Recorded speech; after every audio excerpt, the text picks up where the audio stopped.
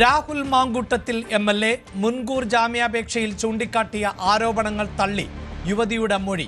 2024 August 22-ന് വിവാഹിതയായ യുവതി 4 ദിവസം മാത്രമാണ് ഭർത്താവുമായി ഒരുമിച്ച് ജീവിച്ചത്. 1 മാസത്തിനുള്ളിൽ ബന്ധം ഒഴിഞ്ഞു. പിന്നീട് 5 മാസത്തിന് ശേഷമാണ് രാഹുലുമായി പരിചയപ്പെടുന്നത് എന്നും യുവതി മൊഴി നൽകി. ഭർത്താവുള്ളപ്പോൾ രാഹുലുമായി ബന്ധം എന്നായിരുന്നു ആരോപണം. അതേസമയം യുവതിയുമായുള്ള ശബ്ദരേഖ തന്റേത് എന്ന് മുൻകൂർ ജാമ്യാപേക്ഷയിൽ രാഹുൽ മാങ്കൂട്ടത്തിൽ സമ്മതിച്ചിട്ടുണ്ട്. യുവതി വിവാഹിതയായിരുന്നു എന്ന് അറിയാമായിരുന്നു. തുടർന്ന് യുവതിയുമായി ലൈംഗിക ബന്ധത്തിൽ ഏർപ്പെട്ടു. യുവതി ഗർഭഛിദ്രത്തിന് വിധേയയായി എന്നും രാഹുൽ മുൻകൂർ ജാമ്യാപേക്ഷയിൽ പറയുന്നുണ്ട്. യുവതിയുടെ ബലാത്സംഗ പരാതിയിൽ രാഹുലിന്റെ മുൻകൂർ ജാമ്യാപേക്ഷ തിരുവനന്തപുരം പ്രിൻസിപ്പൽ സെഷൻസ് കോടതി ബുധനാഴ്ച പരിഗണിക്കും. രാഹുൽ പാലക്കാട്ടെ രഹസ്യ കേന്ദ്രത്തിലേക്ക് മാറി എന്നാണ് സൂചന. ഇന്നലെ ഇടയ്ക്ക് മൊബൈൽ ഫോൺ ഓൺ ചെയ്തിരുന്നു. മുൻകൂർ ജാമ്യ ഹർജി നൽകാൻ ഫോണിലൂടെ അഭിഭാഷകനുമായി സംസാരിച്ചുവെന്നാണ് സൂചന. പാലക്കാട് ജില്ല വിട്ടാൽ അത് മുൻകൂർ ജാമ്യത്തെ ബാധിക്കുമെന്ന് രാഹുലിന് നിയമോപദേശം ലഭിച്ചു. MLAയുടെ ഔദ്യോഗിക വാഹനം താമസിക്കുന്ന ഫ്ളാറ്റിലാണുള്ളത്.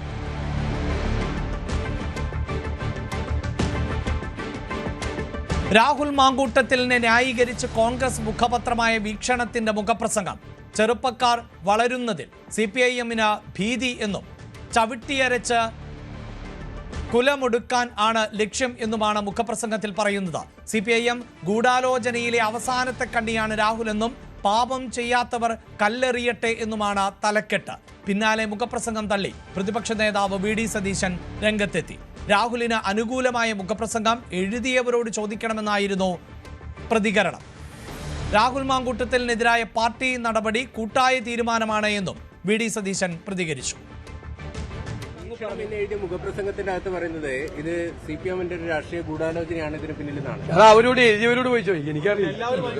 എല്ലാവരും കൂടിയ K. സുധാകരൻ പറയുന്നത് അദ്ദേഹം ഇത് അറിഞ്ഞിരുന്നില്ല എന്നാണ് പറയുന്നത്. അതൊക്കെ KPCC പ്രസിഡന്റ് പറഞ്ഞിട്ടുണ്ട്. അതിനപ്പുറത്തേക്കൊന്നുമില്ല. വേറെ വല്ലതും ഉണ്ടോ?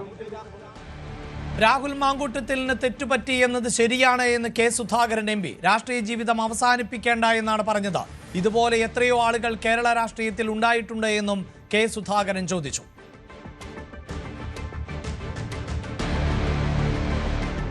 രാഹുലിന്റെ ജാമ്യ ഹർജി പരിഗണിച്ച ശേഷം തുടർ നടപടികൾ ആലോചിക്കാമെന്ന നിലപാടിലാണ് കോൺഗ്രസ് ദേശീയ നേതൃത്വം. അതേസമയം രാഹുൽ വിഷയത്തിൽ സംസ്ഥാനത്തെ കോൺഗ്രസ് നേതാക്കൾ 2 തട്ടിലാണ്.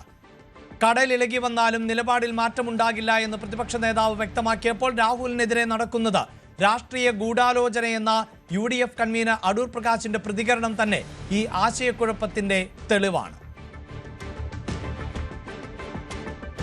വാർത്തയുടെ വിശദാംശങ്ങളുമായി ഡാൻ കുര്യൻ ആണ് ചേരുന്നത്. ഡാൻ, ഈ രാഹുൽ വിവാദം ഉയർന്നു വന്ന ഘട്ടം മുതൽ കോൺഗ്രസിനകത്ത് ഭിന്നാഭിപ്രായമുണ്ട്.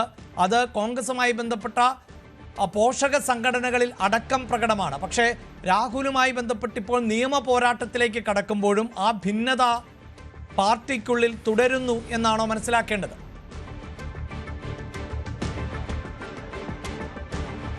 രാഹുൽ മാങ്കൂട്ടത്തിന്റെ അനുകൂലിച്ചും പ്രതികൂലിച്ചുമുള്ള നിലപാടുകളുമായി നേതാക്കൾ വ്യക്തിപരമായ അഭിപ്രായങ്ങൾ തുടരുന്നതിനിടയിലാണ് ഹൈക്കമാൻഡ് ഇക്കാര്യത്തിൽ കൃത്യമായ ഒരു ധാരണയിലേക്ക് എത്തിയിരിക്കുന്നത്.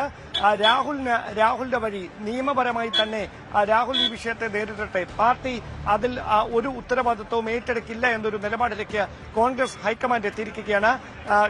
KC വേണുഗോപാൽ തന്നെ, AICCയുടെ സംഘടനാകാര്യ ജനറൽ സെക്രട്ടറിയായ KC വേണുഗോപാൽ തന്നെ രാഹുൽ മാങ്കൂട്ടത്തിലെ ആരും ന്യായീകരിക്കില്ല എന്ന നിലപാടുമായി രംഗത്തെത്തിയിരിക്കുന്നു. മാത്രമല്ല, ആരോപണം ഉയർന്നപ്പോൾ തന്നെ രാഹുലിനെതിരെ നടപടി സ്വീകരിക്കുന്ന നിലപാടാണ് പാർട്ടി സ്വീകരിച്ചത് എന്നുകൂടി KC വേണുഗോപാൽ പറഞ്ഞു വെച്ചിട്ടുണ്ട്. അങ്ങനെയെങ്കിൽ വീക്ഷണം പത്രത്തിൽ ഇന്ന് വന്ന ലേഖനം ആരുടെ അറിവോടെ എന്ന ചോദ്യമുയരും.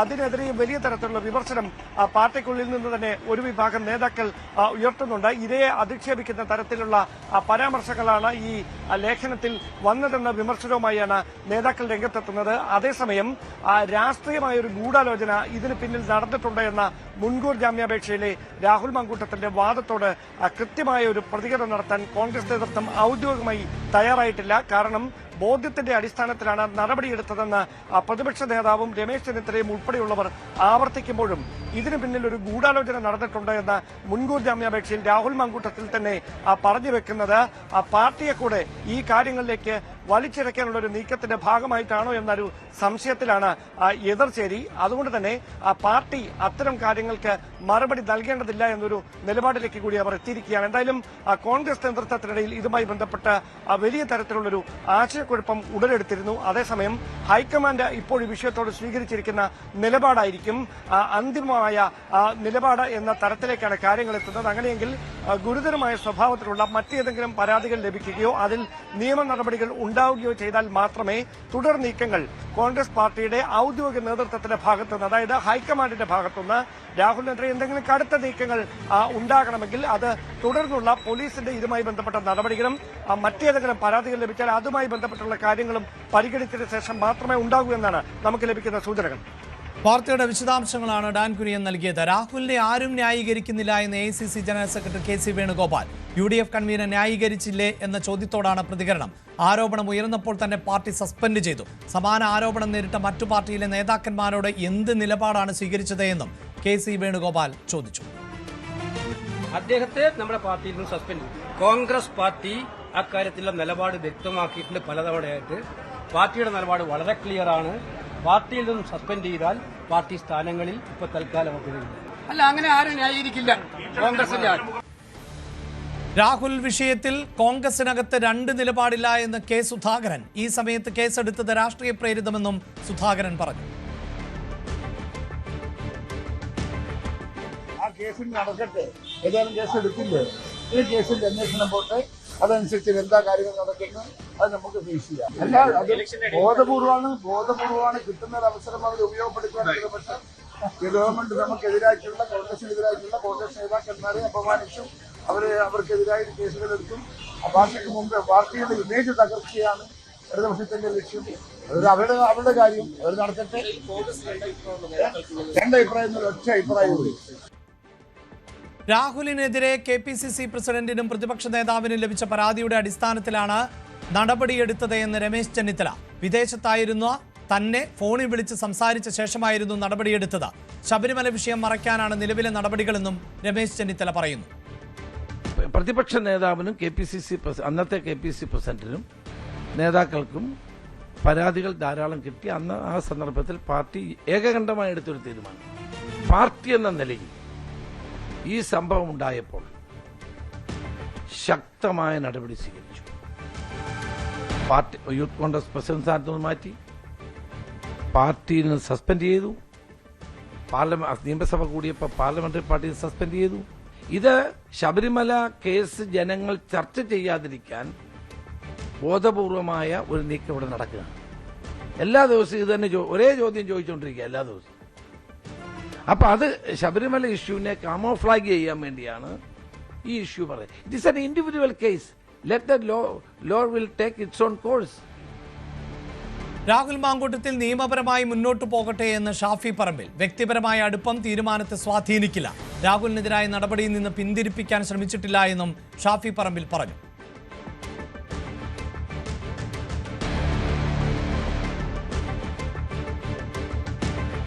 രാഹുലിന് എതിരായ പരാതി സ്വർണ്ണക്കൊള്ള മറയ്ക്കാൻ എന്ന് BJP സംസ്ഥാന അധ്യക്ഷൻ രാജീവ് ചന്ദ്രശേഖർ. തെരഞ്ഞെടുപ്പിൽ ജനങ്ങളുടെ ശ്രദ്ധ തിരിക്കാനുള്ള CPIM നീക്കമാണിത്. പാലക്കാട് ജനതയ്ക്ക് രാഹുലിനെ കെട്ടിയേൽപ്പിച്ചുവെന്നും രാജീവ് ചന്ദ്രശേഖർ കുറ്റപ്പെടുത്തി. ഇത് CPMന്റെ ഒരു പൊളിറ്റിക്കൽ തന്ത്രമാണ്. ജനങ്ങളെ ശ്രദ്ധ തിരിക്കാൻ ഇലക്ഷന്റെ 10 ദിവസം മുമ്പ് ഈ ഒരു ഇഷ്യൂവിന് മുമ്പോട്ട് വെച്ച് നടന്ന ശബരിമലയുടെ കൊള്ള, ഇതിനെക്കുറിച്ച് ഡിസ്കഷൻ ഇവിടുന്ന് മാറ്റി വെച്ച് വേറെ ഏതെങ്കിലും ഒരു ഡിസ്കഷൻ തുടങ്ങാൻ അവരൊരു ശ്രമം. പക്ഷേ എലക്ഷൻ വരുന്നു, 10 ദിവസം മുമ്പ്, എലക്ഷൻ്റെ മുമ്പ് ഈ ഇഷ്യൂ ശരിയാണ്, ഇതിനെ ചർച്ച ചെയ്യണം. ചർച്ച ചെയ്യേണ്ടത് എന്താണ്? എന്തുകൊണ്ട് 3-3.5 മാസം ഇയാളെ ഒരു റെഡ് കാർപ്പറ്റും വെച്ച് അസംബ്ലിയിൽ കയറ്റിയ CPM സർക്കാർ ഇപ്പോൾ അയാളുടെ എതിരെ കേസ് ഫയൽ ചെയ്യുന്നു? ഞാൻ പറഞ്ഞ പോലെ ഇത് ജനങ്ങളെ വിഡ്ഢിയാക്കാനും ജനങ്ങളെ ശ്രദ്ധ തിരിക്കാനാണ് ഇവർ ചെയ്യുന്നത്. രാഹുൽ മാങ്കൂട്ടം വിഷയം അതിജീർണതയുടെ വിഷയം എന്ന് CPIM സംസ്ഥാന സെക്രട്ടറി MV ഗോവിന്ദൻ. കോൺഗ്രസിൽ ഭിന്നത രൂക്ഷമാണ്. രാഹുലിന്റെ രാജി നാടിന്റെ ആവശ്യമാണ് എന്നും എം.വി. ഗോവിന്ദൻ പറഞ്ഞു. ഞാൻ പറഞ്ഞല്ലോ, കോൺഗ്രസിൻ്റെ അകത്ത് ഭിന്നത രൂപപ്പെടും, ഉറപ്പല്ലേ. ഈ ജീർണത പൂർണ്ണമായിട്ട് അംഗീകരിക്കുന്നവരുണ്ട്, അംഗീകരിക്കാത്തവരുണ്ട്.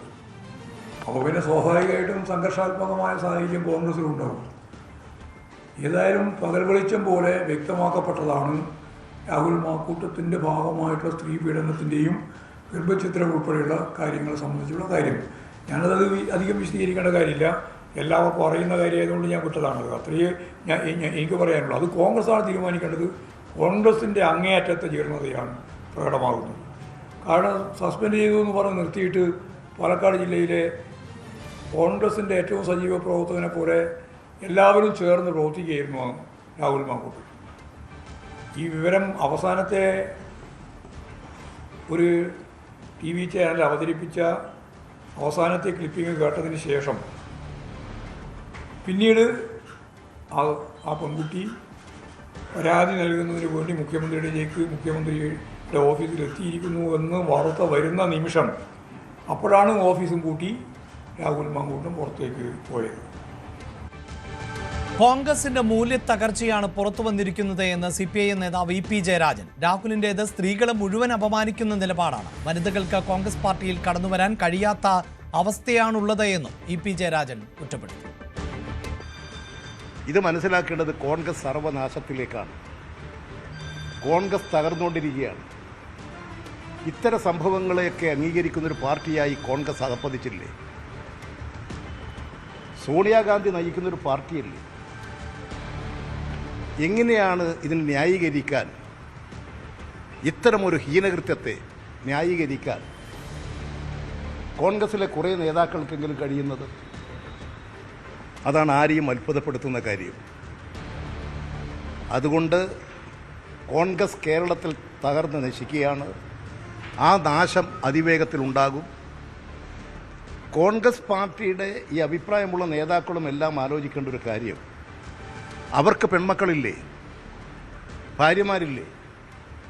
ഈ സംസ്കാരത്തെ പ്രോത്സാഹിപ്പിക്കാൻ പറ്റുമോ? കോൺഗ്രസിനെ പരിഹസിച്ചുകൊണ്ട് മന്ത്രി വി ശിവൻകുട്ടി രംഗത്ത് വന്നു. രാഹുൽ മാങ്കൂട്ടത്തിൽ ഒളിവിൽ കഴിയുന്നത് AICC ആസ്ഥാനത്താണോ, KPCC ആസ്ഥാനത്താണോ, DCC ഓഫീസിലാണോ എന്നറിഞ്ഞാൽ മതി. രാഹുൽ മാങ്കൂട്ടത്തിൽ കീഴടങ്ങണം. മാന്യതയുണ്ടെങ്കിൽ രാജിവെച്ച് പുറത്തു പോകണമെന്നും ശിവൻകുട്ടി ആവശ്യപ്പെട്ടു.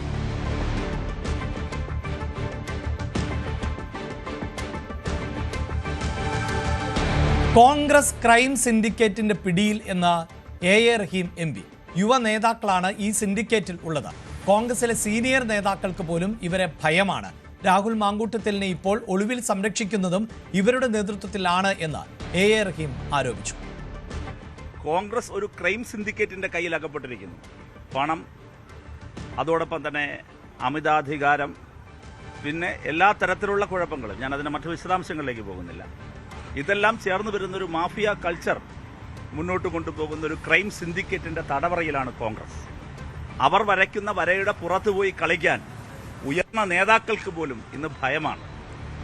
അതുകൊണ്ട് ജനമിത് തിരിച്ചറിയും എന്നാണ് പ്രതീക്ഷിക്കുന്നത്. കോൺഗ്രസിന് അല്പമെങ്കിലും മാന്യതയുണ്ട് എങ്കിൽ, കോൺഗ്രസിന് ധാർമ്മികത എന്ന പദം അല്പമെങ്കിലും ബാക്കിയുണ്ട് എങ്കിൽ കോൺഗ്രസ് ഈ നിലപാട് തിരുത്താൻ തയ്യാറാണ്. നഗ്നമായാണ് കോൺഗ്രസ് ഈ കുറ്റവാളിയെ ഇപ്പോൾ സംരക്ഷിച്ചുകൊണ്ടിരിക്കുന്നത്. അപ്പോൾ ഈ പോലീസ് തിരയുന്ന ഈ കുറ്റവാളിക്ക് സംരക്ഷണം ഒരുക്കുന്ന കോൺഗ്രസ് ഔദ്യോഗികമായി തന്നെ സംരക്ഷണം ഒരുക്കുകയാണ്. അത് അവസാനിപ്പിക്കണം. എന്തിനാണ് ഈ ഒളിച്ചുകളി? ഒരു വശത്ത് പറയുന്നത് അയാളെ സസ്പെൻഡ് ചെയ്തു എന്നാണ്. സസ്പെൻഡ് ചെയ്തു എന്ന് പറയുകയും എന്നിട്ട് അയാളെ ചേർത്ത് നിർത്തുകയും ചെയ്യുകയാണ്. ഇത് രണ്ടും പരസ്പര വിരുദ്ധമാണ്. ജനങ്ങളിത് കൂടുതൽ തിരിച്ചറിയും.